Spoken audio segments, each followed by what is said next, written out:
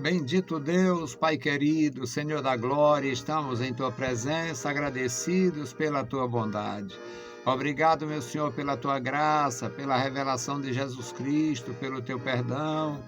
Obrigado, meu Senhor, pelos nossos ajudadores e intercessores. Obrigado, Senhor, por cada vida.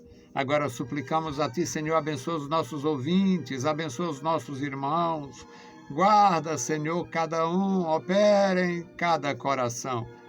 Dá graça à Tua igreja na cidade, dá graça à Tua igreja no interior. Ajuda, meu Senhor, os Teus servos que estão, Senhor, na obra missionária, levando, Senhor, a palavra da salvação. Deus bendito, Deus poderoso, guarda os Teus servos. Abençoa as criancinhas, a juventude, as famílias. Guarda os Teus ministros, Pai, opera. Tenha compaixão, meu Senhor, de cada servo Teu. Amado Senhor, reveste a Tua igreja de graça. Ajuda os Teus servos. Reveste, Senhor, as nossas vidas, meu Senhor, que nós possamos ter convicção, Senhor, da Tua grandeza e falar do Teu amor com firmeza, levando, Senhor, o conforto, o consolo àqueles que acreditam e buscam a Tua presença. Deus fiel, ouve a nossa oração. Em nome de Jesus Cristo, nós te pedimos. Amém. Saudamos a todos com a paz de nosso Senhor Jesus Cristo. Voltamos para apresentar o programa Voz da Igreja, programa da Escola Teológica União e Crescimento, a Unicresce. E nós estamos, meus amados irmãos, diante de um tema maravilhoso. Nós vamos ler a palavra do Senhor e aprender juntos. 2 Tessalonicenses capítulo 2. 2 Tessalonicenses capítulo 2. Nós aprendemos, pela misericórdia do nosso Deus, a respeito da revelação de Jesus Cristo, a respeito do zelo dos apóstolos de Jesus Cristo. E aqui o apóstolo Paulo é a pessoa que está orientando uma igreja no mundo pagão, uma igreja numa cidade que é cosmopolita, uma igreja que está inserida em um meio social muito hostil. Precisava muita graça, eles tinham a graça e precisavam associar a graça à prudência. Então, leiamos Tessalonicenses capítulo 2, 2 Tessalonicenses capítulo 2, versículos 5 a 17. Não vos lembrais de que estas coisas vos dizia quando ainda estava convosco? Agora vós sabeis o que eu detém, para que a seu próprio tempo seja manifestado. Porque já o mistério da injustiça opera, somente há um que agora o retém, até que do meio seja tirado. Então será revelado o iníquo, a quem o Senhor desfará pelo assopro da sua boca e aniquilará pelo esplendor da sua vinda.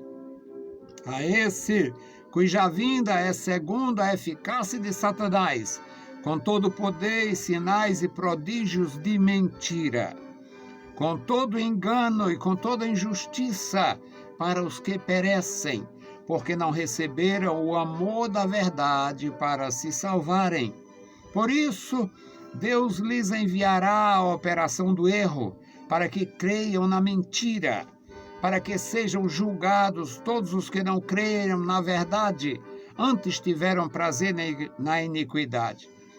Mas devemos sempre dar graças a Deus por vós, amados irmãos, no Senhor, porque por ter Deus elegido desde o princípio para a salvação, em santificação do Espírito e fé da verdade, para que, pelo nosso Evangelho, vos chamou para serdes a glória de nosso Senhor Jesus Cristo. Então, irmãos, estai firme, retende as tradições que vos foram ensinadas, sejam por palavras, sejam por epístolas nossas. E o próprio nosso Senhor Jesus Cristo e nosso Deus e Pai, que nos amou e em graça nos deu uma eterna consolação e boa esperança, console os vossos corações e vos confirme em toda boa palavra e obra. Louvado seja Deus. Bendito Deus, Pai querido, Senhor da glória, lemos a tua palavra e suplicamos a ti. Abençoa os nossos ouvintes, abençoa os nossos irmãos, nossos ajudadores, intercessores e aqueles que venham ter contato, Senhor, com as nossas publicações. Amado Senhor, Deus bendito, ouve a nossa oração. Em nome de Jesus Cristo, nós te pedimos. Amém. Meus queridos irmãos, nós temos grandes dificuldades no século XXI. Mas essas dificuldades aconteceram no século I, segundo, terceiro, em todos os séculos. Houve problemas mais graves em determinados séculos. No século II, na região do Mediterrâneo, principalmente na região de Israel, foi cruel. Era a província da Síria, na época, a província da Síria, que envolvia toda a terra de Israel. E naquele tempo foi cruel, porque o imperador Adriano proibiu a pregação, proibiu a circulação de judeus na cidade de Jerusalém, e foi terrível para qualquer cristão, no século II. No século III, houve foi menos cruel, mas foi terrível também, o século III. E no século IV, eles conseguiram destruir a igreja de Jesus Cristo, pelo menos oficialmente, e transformar o resto na igreja do imperador, o que se tornou a igreja católica. Católico significa universal, e o nome era esse porque aonde tivesse o poder do império, essa igreja seria a religião oficial. Foi a maior de todas as desgraças que pode ter acontecido o evangelho. Mas aconteceu. E por incrível que pareça, tinha que acontecer.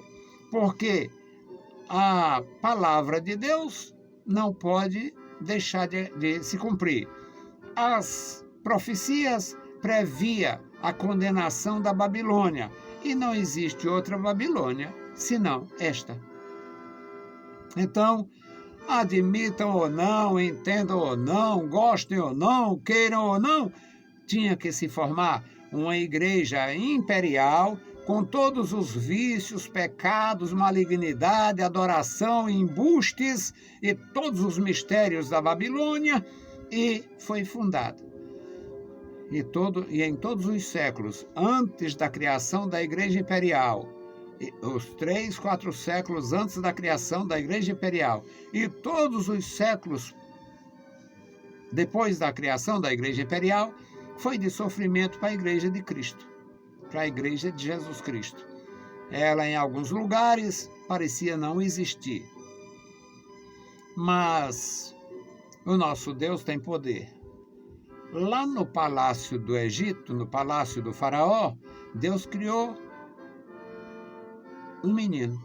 Deus permitiu a entrada de uma criança, que foi tirado da água, o Moisés, e Moisés cresceu no luxo do império egípcio, e foi o instrumento de Deus para a redenção de Israel e para a libertação daquele povo, quando Deus mostrou poder, sinais grandiosos que só Israel experimentou até hoje.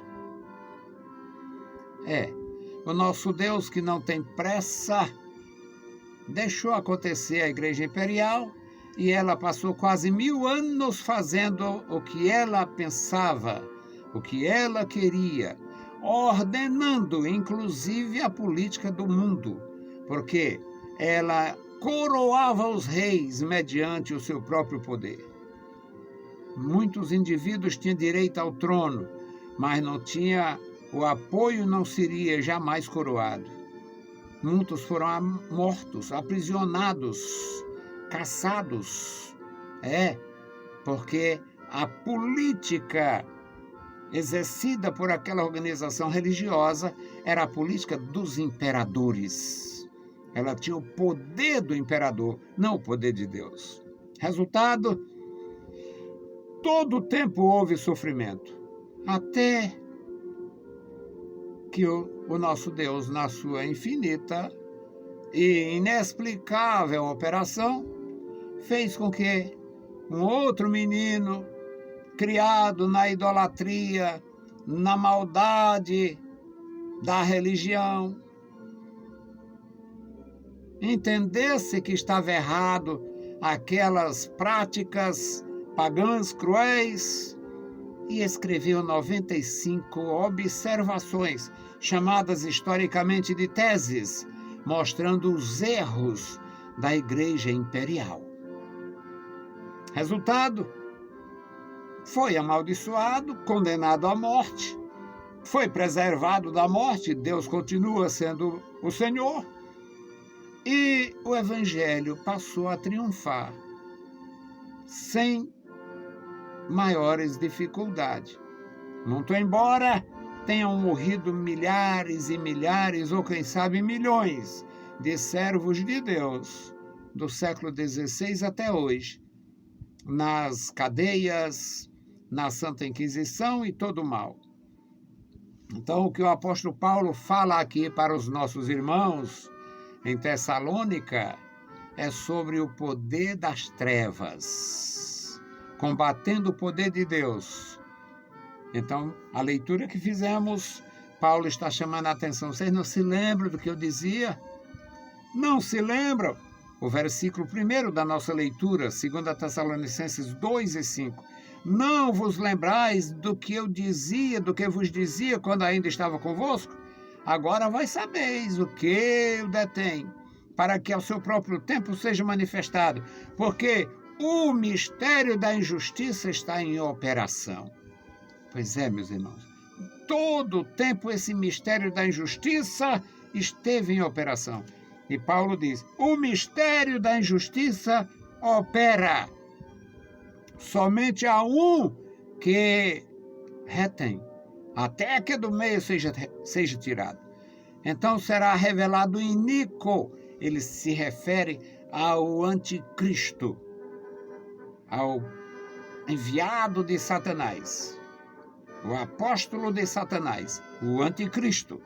Está aqui. Até que seja revelado o iníquo, a quem o Senhor desfará pelo assopro da sua boca, ou seja, pelo poder da palavra, e o aniquilará pelo esplendor da sua vinda. O anticristo vai ser entronizado, antecipando a vinda de Jesus. O anticristo. E Paulo está falando isso aqui. Ele, referindo-se ao anticristo, a esse cuja vinda é segundo a eficácia de Satanás. O que é eficácia? Eficácia é o poder de criar, o poder de fazer, o poder de convencer, o poder de inventar. E não faltou isto até hoje na Igreja Imperial. E quando ela está enfraquecendo, como diz aqui o brasileiro, quando ela está ficando fraca das pernas, ela inventa uma aparição. Apareceu em Guadalupe, apareceu em São Paulo, apareceu em Fátima, apareceu na Serra Talhada, apareceu na Serra Pelada, apareceu. Quando ela está ficando fraca, ela inventa uma aparição, uma devoção, uma coisa maligna para renovar. É a eficácia de Satanás. E Paulo ainda deixa claro aqui que acontece com todo o poder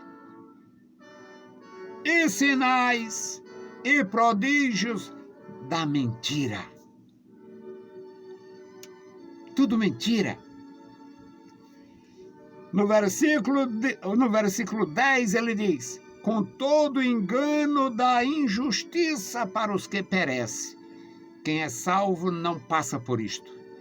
Quem é salvo não sofre isto, porque a salvação, o Espírito de Deus comunica com o nosso espírito que somos filhos de Deus e o diabo não tem poder de nos iludir. Aqui é para os que perecem, porque não receberam o amor de Deus, não creram na verdade de Deus para terem a salvação.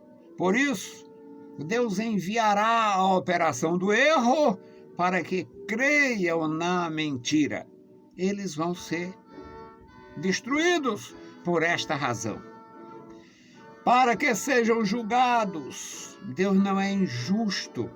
Deus não faz injustiça. Para que sejam julgados todos os que não creram na verdade. Antes tiveram prazer na iniquidade, na mentira, na aparição falsa, no milagre falso, no prodígio falso, na cura falsa. E hoje são milhões pregando estas falsidades. Milhões pregando a falsidade, a cura falsa, o milagre. Aliás, para confirmar a canonização de um novo monstro, é necessária a confirmação de um milagre de mentira. É cruel, mas é a verdade. O apóstolo de Jesus Cristo diz: mas devemos dar sempre graças a Deus por vós. Paulo tinha certeza. Em Tessalônica, no meio da iniquidade, tem uma igreja, tem um grupo de salvos, mas devemos dar graças a Deus por vós. Irmãos amados do Senhor, devemos dar graças a Deus por vós. Irmãos amados do Senhor, por vos ter Deus elegido desde o princípio, porque Deus vos elegeu desde o princípio para a salvação, em santificação do Espírito e fé da verdade. Não é embuste. Jesus Cristo nasceu de uma virgem, cumprindo as profecias. Jesus Cristo morreu como Cordeiro de Deus, cumprindo as profecias. Jesus Cristo ressuscitou ao terceiro dia, cumprindo as profecias. Jesus Cristo subiu aos céus, levando cativo o cativeiro, cumprindo as profecias. Falta-se cumprir algumas. Jesus Cristo vai voltar para arrebatar a sua igreja, para cumprir as profecias. O homem do pecado vai ser revelado para cumprir as profecias. Depois Jesus Cristo vem em glória para cumprir as profecias. E quem crê na palavra, quem tem o amor do Senhor, vai alcançar a glória. Versículo 14. Para que o nosso evangelho, para o quê? Pelo nosso evangelho vos chamou, para alcançardes a glória de nosso Senhor Jesus Cristo. Então, irmãos, estai firmes. Fica firme. Fica firme. Não se renda. Não se venda. Não mude. Então, irmãos, estai firmes. Retende as tradições. Essa tradição não tem nada a ver com cabelo, roupa. Não tem nada. É tradição da palavra. Retende as tradições. Os bons costumes são uma maravilha. Os costumes são importantíssimos. Os bons costumes são excelentes. Mas a tradição mencionada aqui não eram costumes, eram verdades que ainda não estavam transformadas nos evangelhos. Quando Paulo escreveu essa epístola, ainda não existia o evangelho de João. Quando Paulo escreveu essa epístola, ainda não existia o Evangelho de João, as 3 epístolas de João, e não existia o Apocalipse. E outros livros possivelmente não existiam. As epístolas de Pedro talvez não existissem. Então, tradições eram verdades que eram proclamadas oralmente dos acontecimentos experimentados por aquela geração, mediante a operação do Espírito de Deus na vida de Jesus Cristo e na vida de seus discípulos. Então, meus amados, Paulo diz: estai firmes, retendo as tradições que foram ensinadas. Não era nada imposto. Imposta. Tradição imposta. Aqui não pode cortar o cabelo. Aqui não pode fazer isso, não pode. Não tinha, não pode. Aqui era Deus fez. Seja por palavras, portanto, mensagens transmitidas oralmente, sejam por epístolas já documentadas, as experiências de Paulo, de Pedro, de Tiago. A epístola de Tiago ainda não existia e muitas coisas boas ainda estavam acontecendo. Aí Paulo diz: e o próprio nosso Senhor Jesus Cristo e nosso Deus e Pai, que nos amou e em graça nos deu uma eterna consolação e boa esperança, console os vossos corações. Meus queridos irmãos, a melhor coisa que existe em relação ao Evangelho de nosso Senhor Jesus Cristo é você estar firmado, consolado, preparado, consciente, animado. O mundo pode se transformar no caos.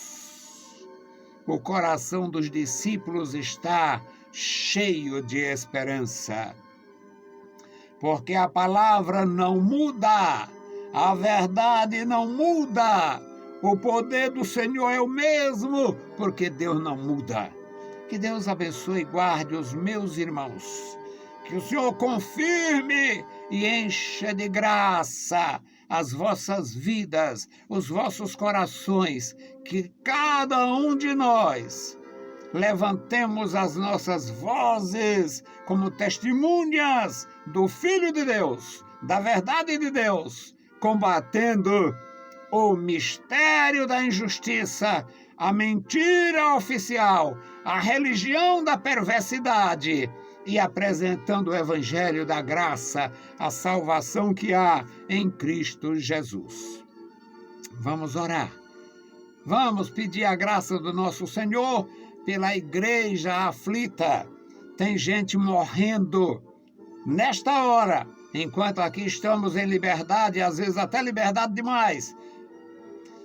Tem crente morrendo na Coreia do Norte, bem aqui na esquina do inferno, chamada Nicarágua.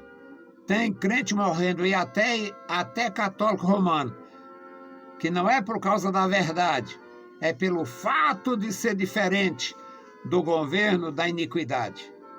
Então vamos orar pela igreja do Senhor em toda a terra. Bendito Deus, Pai santo e querido que está nos céus, nós te louvamos. Obrigado pela vida, obrigado pela salvação, obrigado pelo teu amor, pela tua graça, pelo teu perdão. Obrigado, Senhor, pelos nossos ouvintes, ajudadores, intercessores. Guarda a tua igreja. Guarda a tua igreja na cidade, no sítio. Guarda os teus servos em toda a terra. Dá vitória à tua igreja. Encoraja os pregadores, encoraja os professores, estenda as tuas mãos sobre os que trabalham para a glória do teu nome e edificação da igreja. Abençoa os tradutores, os escritores, abençoa os editores, todos, ó Deus, que trabalham para o bem da tua igreja em toda a terra. Deus fiel, ouve a nossa petição. Em nome de Jesus Cristo, nós te pedimos. Amém.